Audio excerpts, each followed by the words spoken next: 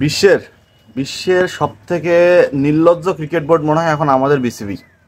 এই কথাটা কেন বলতেছি এবং কী কারণে বলতেছি, গতকাল সংসদের একটা অধিবেশনে একটা নিউজ দেখলাম, টিভিতে নিউজ দেখলাম, যেখানে যে মানুষটা ক্রিকেট প্রেমী না, ফুটবল প্রেমী, সবাই তাকে ভালোবাসি এবং সবাই তাকে ভালোবাসার চোখেই দেখি, সেই ব্যারিস্টার সুমন ভাই গতকাল সংসদে, সেখানে উপস্থিত ছিলেন প্রধানমন্ত্রী, সেখানে উপস্থিত ছিলেন সাকিব আল হাসান এবং সেখানে উপস্থিত ছিলেন মাশরাফি বিন মুর্তজা। ধরা মুসলি যে আরও উপস্থিত ছিলেন বাংলাদেশ ক্রিকেট বোর্ডের সবচেয়ে মানে বাংলাদেশ ক্রিকেট বোর্ডের সফল বিসিবি সভাপতি নাজমুল হোসেন পাপন ভাই, তিনি উপস্থিত ছিলেন। তিনি সেখানে বলছেন যে আমার মনে হয় এই মুহূর্তে সবচেয়ে লজ্জাকর স্থান হচ্ছে বাংলাদেশ ক্রিকেট বোর্ড, এবং সেখানে 900 কোটি টাকার লোভ কেউ সামলাইতে না পারে, চেয়ার ছাড়তেছে না।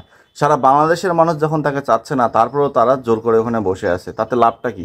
দেশের যে ক্রিকেটটা যে অবস্থানে নিয়ে গেছে, সেই অবস্থান থেকে সরে এসে যদি ভালো কাউকে সেই চেয়ারটা দেওয়া হয়, তাহলে ক্রিকেটের জন্য উপকার না? এই কথাটা যখন আপনি শুনবেন, বা আপনার ক্রিকেট বোর্ডের উদ্দেশ্যে তীর ছাড়বে একজন এমপি মানুষ বা একজন জনপ্রিয় মানুষ, তখন তো ভাই আপনার একটু ভাবা চিন্তার বিষয় আসবে। এবং তার কথাগুলো সত্যি, মানে আপনারা একটা জিনিস চিন্তা করেন, সারা বাংলাদেশের মানুষ চায় না এখন বিসিবি সভাপতি এই পাপন সাহেব আর এই চেয়ারে থাকুক, এই চেয়ারে সাকিব আল হাসান, মাশরাফির মতো লোকজন আসুক, কিন্তু ভাইয়া তার কথা কোনো, তার মানে কে কি বলে বলুক ভাই, আমার এই চেয়ারটাই চাই, এবং এই চেয়ার থেকে আমার বিজনেস, আমার এমপি, আমার সারা বাংলাদেশের কর্তৃত্ব হাতে নিতে হবে। সেটাই হচ্ছে আমাদের পার্শ্ববর্তী দেশে ভারত, শ্রীলঙ্কা, পাকিস্তান, যেখানে দফায় দফায় মানে তাদের বোর্ডের সভাপতি চেঞ্জ হয়, ক্রিকেট বোর্ডের সভাপতি চেঞ্জ হয়। আমাদের দেশের সভাপতি দফায় দফায় তো দূরের কথা, বছরে ওই মানে 12 বছর না 15 বছর আগে একবার চেঞ্জ হয়েছে, না 20 বছর আগে একবার চেঞ্জ হয়েছে, ওই শেষ। আর সভাপতি আমাদের চেঞ্জ হয় না, কারণ আমাদের বিসিবি চালানোর মতো মানুষ বাংলাদেশে আর নাই। বাংলাদেশে আর একটা মানুষও নাই যে বিসিবি চালাবে, শুধুমাত্র এই একটা মানুষ ছাড়া। ব্যারিস্টার সুমনকে আমরা সবাই চাই যে তিনি ফুটবলের সভাপতি হোক, কিন্তু তিনি, এটা হবে কিনা জানি না, কিন্তু সবাই চায় যে তিনি ফুটবলের সভাপতি হোক। কিন্তু ক্রিকেট নিয়ে তিনি কাল যে কেন এই বোমাটা ফাটাইছে ভাই, আমি বুঝতে পারিনি। কেন বোমাটা ফাটার কিছু যৌক্তিক, কারণ সাধারণ মানুষ তো আর সংসদে ওই একটা মানুষই আছে যিনি মনে হয়, আমার মনে হয়, মানে সারা বাংলাদেশের মানুষের কথা চিন্তা করে বোমা ফাটায়। ওই একটা মানুষই আছে যিনি তার সমস্ত টাকার হিসাব নিকাশ জনগণকে দিতে পারে, এবং যিনি জনগণকে ভালোবেসে কাজ করে, ওই একটা মানুষই আছে বাংলাদেশে, আমার মনে হয়, এখন আমি যেটা দেখতেছি। তো যাই হোক, বাংলাদেশ ক্রিকেট বোর্ডের উচিত উচিত এই কথাগুলো শোনার পর একটু ভাবার।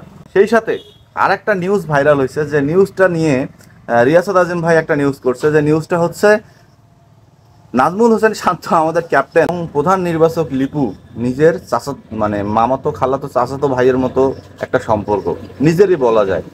তো এই দিক থেকে শান্তকে কি ক্যাপ্টেন্সি দেওয়া হয়েছিল? এই কারণেই মিরাজকে সরাই দেওয়া হয়েছিল? এই কারণেই, মানে যাকে আমরা ভালো ভাবছিলাম, যে যিনি ক্রিকেট বোর্ডের দায়িত্ব নিল, নির্বাচকের দায়িত্ব নিল, যে নির্বাচকটার উপর এত আশা ভরসা ছিল আমাদের, তিনিও যদি এমন হয় ভাইরে, তাহলে ভালো কাকে বাসবেন, কাকে ভালো ভাববেন এবং কাকে সৎ ভাববেন?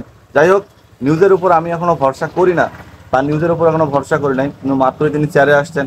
টি-20 দলের আগে ঘোষণা হওয়ার আগে তিনি একটা জিনিস স্পষ্টভাবে বলছিলেন, যে আমি এটা চিপায় পরে এই দলটা ঘোষণা করছি।